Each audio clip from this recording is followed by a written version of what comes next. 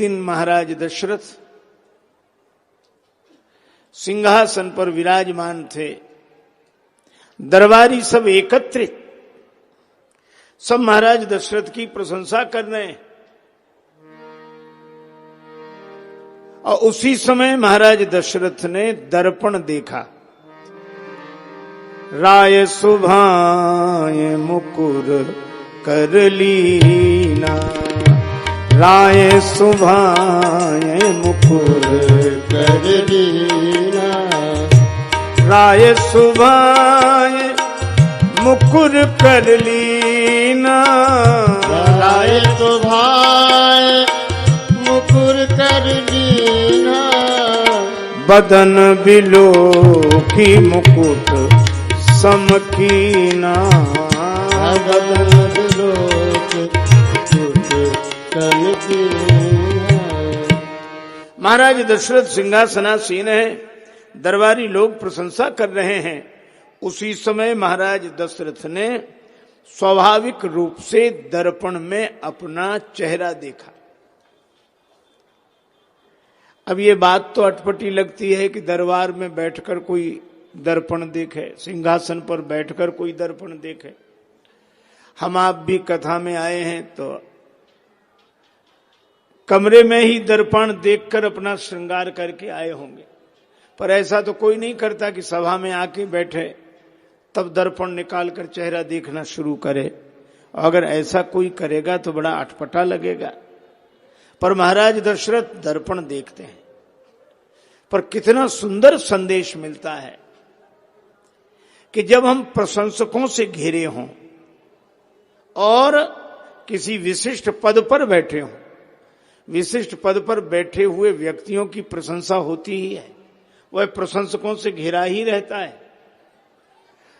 उस समय महाराज दशरथ दर्पण देखते हैं। इसका अर्थ है कि जब हम किसी विशिष्ट पद पर बैठे हों और प्रशंसकों से घिरे हों तो हमें विचार के दर्पण में अपना चेहरा देखना चाहिए कि इनकी प्रशंसा कितनी सच कितनी झूठ। और दशरथ जी ने चेहरा देखा।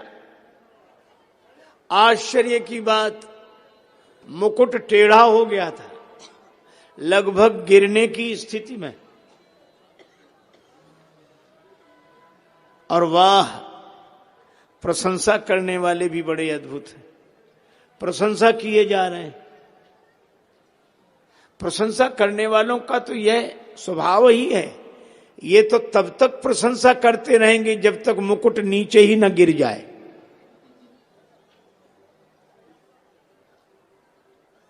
अब फिर जिसके सिर पे मुकुट आएगा उसकी प्रशंसा करेंगे।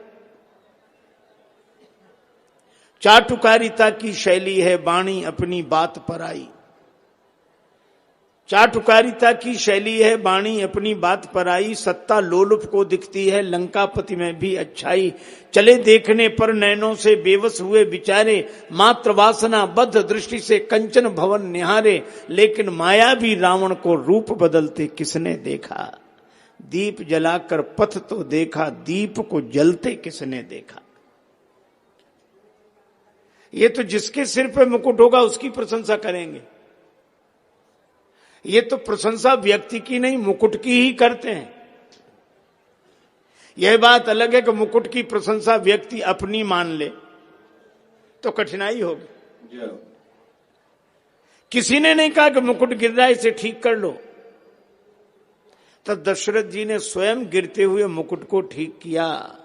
इसका अर्थ यह है कि जैसे हम मनुष्य बने हैं तो सब हमारी प्रशंसा करेंगे, बड़े भाग मानुष तन पावा, बड़े भाग मानुष तन पावा। लेकिन विचार के दर्पण में देखें कि मनुष्य होने लायक हम हैं या नहीं, तो उस गिरते हुए मुकुट को तो सीधा हमें अपने हाथ से ही करना पड़ेगा और सोचना पड़ेगा। अब न बनी तो फिर न बनेगी, अब न बनी तो फिर न बनेगी, अब न बनी फिर न बनेगी, अब न बनी तो फिर न बनेगी, अब न बनी।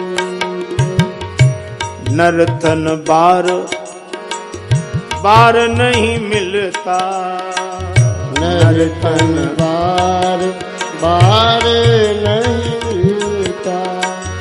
फिर तेरी जननी न तुझको जनेगी अब ना।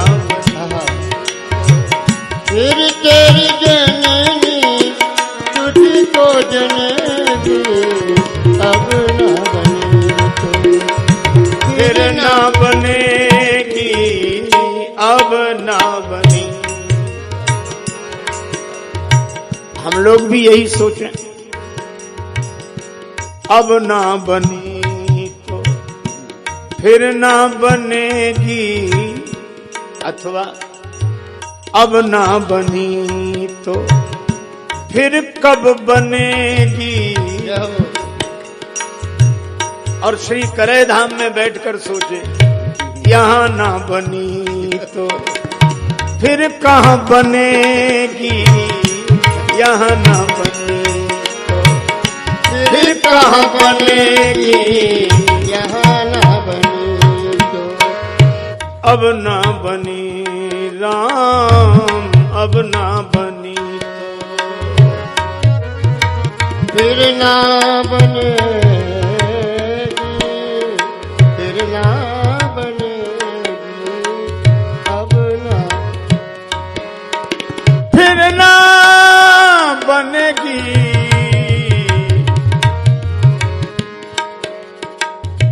अब ना बनी तो फिर ना बनेगी। दशरथ जी ने दर्पण ठीक किया और दर्पण ठीक करते ही कान के पास सफेद बाल दिख गए। श्रवण समीप भये सित केसा, मनहु जरठपन अस उपदेसा। कान के पास सफेद बाल उगाए। उपदेश लेने वाला बाल से भी उपदेश ले लेता है। उपदेश लेने वाला बाल से भी, बाल शब्द में श्लेष है, बाल से भी और बालक से भी। उपदेश लेने वाला बाल से भी उपदेश ले लेता है, और जिसे उपदेश लेना ही नहीं वो वृद्धों से भी नहीं ले पाता है। दशरथ जी को लगा ये सफेद बाल कान के पास क्यों।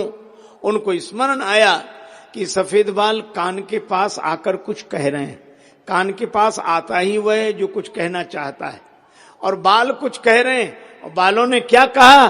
बाल यही कह रहे हैं कि महाराज दशरथ, हम तब भी बाल थे जब तुम बाल थे। जब तुम बाल थे हम तब भी बाल थे। आप वृद्ध हो गए हो, हम अब भी बाल हैं। आप वृद्ध हो गए हो, हम अब भी बाल हैं, लेकिन हमने अपना रंग बदल दिया है। तब हम काले थे, अब हम सफेद हो गए हैं। महाराज आप अपना रंग कब बदलोगे? आप अपना रंग कब बदलोगे? और सचमुच बाल सफेद हो जाने पर श्री केशवदास जी ने तो कुछ और ही कहा है, केशव केसन अस करी। पर वह चर्चा मैं नहीं करता। पर एक भक्त कवि ने बड़ी अच्छी बात कही। उनसे जब किसी ने कहा कि तुम्हारे बाल सफेद हो गए, तुम वृद्ध हो गए हो, बूढ़े हो गए हो, बाल सफेद हो गए, तो उसने बहुत भाव से उत्तर दिया, श्वेत श्वेत लखि कचन को वृद्ध कहो मत कोय, और खोजन में घन श्याम के गई श्यामता खोय।